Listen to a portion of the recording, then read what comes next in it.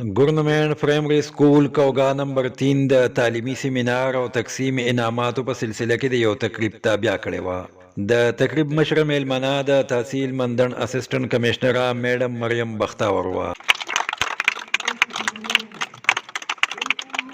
په تقریب کې ایس ڈی ای او مندن سید محمود اے ایس ڈی ای اوز اسد خان فضل حمید، ناظم کوگا 2 سوراب خان، د ناظم مندن نصیب خان فرزند راج محمد خان، د سکول هیډ ټیچر مسلم خان، د نورو سکولونو هیډ ټیچرانو، د سکول سټاف، والدین او ماشومانو ګډون کړی وو. په تقریب کې د سکول ماشومانو حمد، نعت، ملی نغمې او د تعلیم په اهمیت تقریرونه وکړل.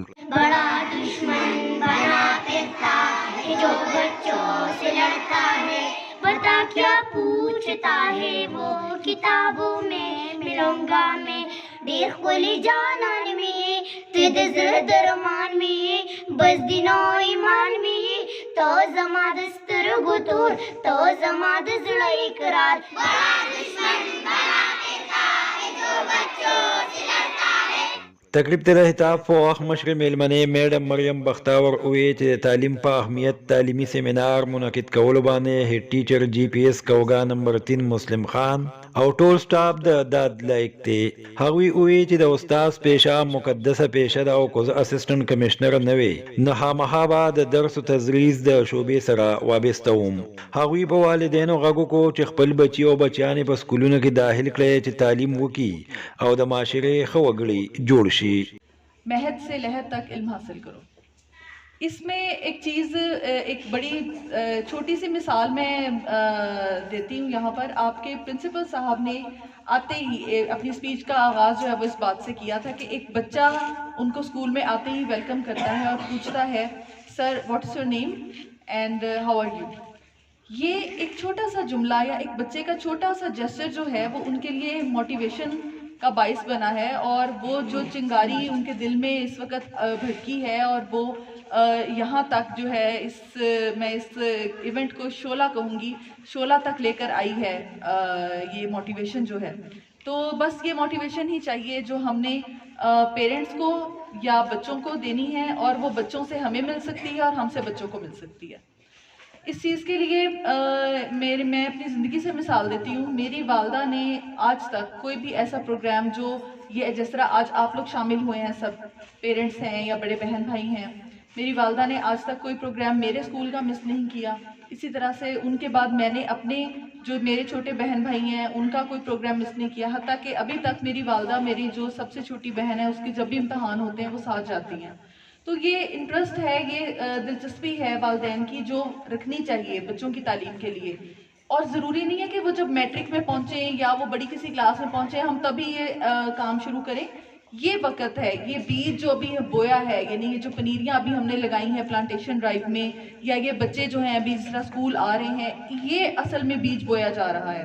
تو اس بیج کو پروان چڑھانے کے لیے، اس پنیری کو پروان چڑھانے کے لیے ہم نے کھاد بھی دینی ہے، ہم نے پانی بھی دینا ہے، اور تعلیم و تربیت کا جو عنصر ہے، یعنی کہ تعلیم جو ہمیں اسکول سے ملتی ہے اور تربیت جو ہمیں گھر سے ملتی ہے. عام طور پر ہم یہ سوچتے ہیں، لیکن تعلیم و تربیت دونوں اسکول سے بھی ملتی ہیں اور گھر سے بھی. جیسے ابھی آپ کے سر نے کہا جن کو بیسٹ ٹیچر کا ایوارڈ بھی ملا کہ جو بچوں کو دینا ہے ٹیچر نے، وہ تعلیم نہیں دینی، سب کچھ دینا ہے. تو تعلیم و تربیت جو ہے وہ اسکول سے بھی ملنی ہے اور گھر سے بھی ملنی ہے. اور جو پیرنٹس پڑھے لکھے نہ ہوں یا جن کو بہت زیادہ اسکول کا یا ان چیزوں کا نہ پتہ ہو، وہ کم از کم اتنا کریں کہ اپنے بچوں کا ہوم ورک دیکھیں. اتنا تو پتہ چل جاتا ہے کہ ٹیسٹ میں 0 نمبر ہیں یا 10 میں سے 1 یا 2 یا 3 نمبر ہیں، تو وہ بچے سے پوچھیں کہ کیوں آپ کے کم نمبر آئے ہیں، کیا وجہ ہے، اس کو گھر میں بٹھائیں، اس کو پڑھنے کا ماحول دیں. یہ بہت ضروری ہے. تقریب ته د خطاب په وخت ایس ڈی ای او مندن سید محمود اے ایس ڈی ای اوز اسد خان او فضل حمید هم د تعلیم په اهمیت ګټورې خبرې وکړې او د کوگا خلکو ته اپیل وکړو چې د کوگا شملور پښتانه په هر څه کې مخکې دي، خو په تعلیم ورله توجه پکار ده چې د علاقې د نورو کلو سره په تعلیم کې هم مقابله وکړي. په ایجوکیشن اهمیت باندې خو دا زه تاسو ته ځکه څه نه وایم چې هر سړی په دې زمانه کې پوه دی او داسې ناپوه نشته، خو صرف لاپرواهي شته، لږ انټرسټ نشته.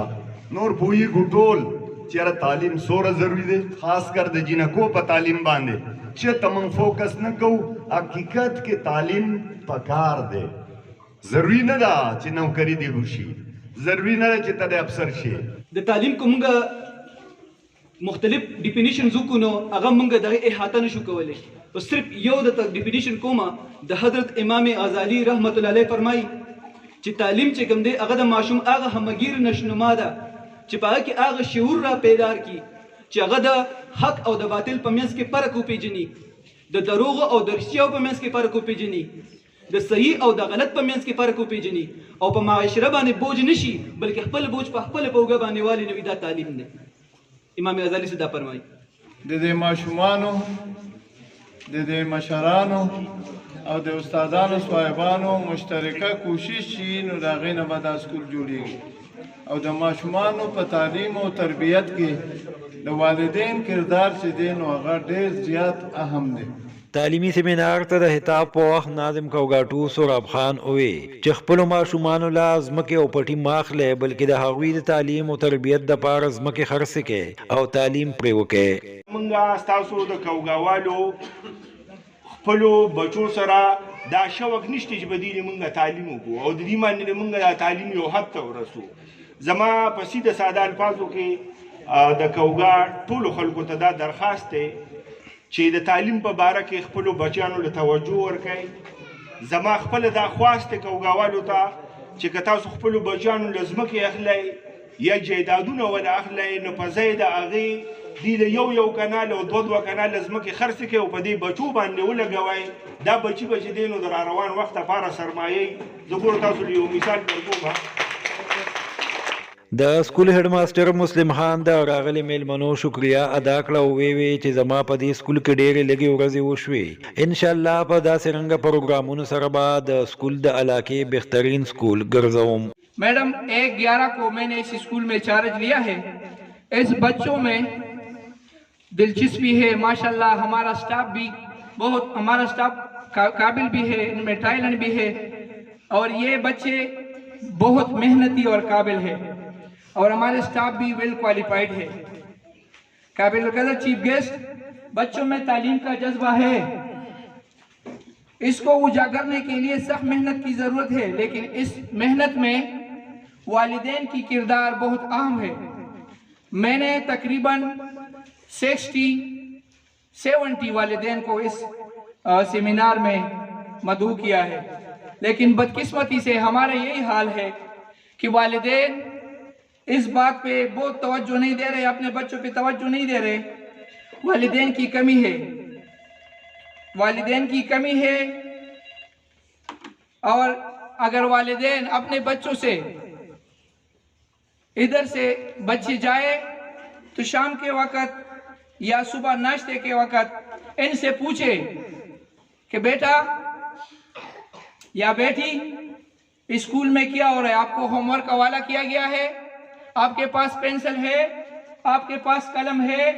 اگر یہ پوچھے اور صبح اس کو اسکول کی طرف روانہ کرے یونیفارم میں تو انشاءاللہ میں پرائیویٹ بھائیوں کی یہ بات نہیں کرو، پرائیویٹ اسکول میں ہے وہ بھی سسٹم اچھی ہے لیکن انشاءاللہ ہمارے یہ سسٹم بھی اچھا ہو جائے گا. اس کے بعد میں جب ادھر اسکول میں آیا تو میں نے دیکھا فرسٹ کلاس میں آیا نرسری میں ماشاءاللہ اس میں ایسے بچے تھے. اس نے مجھ سے پوچھا what is your name sir how are you، تو انہوں نے میرا وہ تعلیمی جذبہ بہت زیادہ بڑھایا. میں نے کہا اس اسکول میں ان 2 ہفتوں کے اندر ایک سیمینار ہونا چاہیے تاکہ اس بچوں میں جذبہ پیدا ہو جائے.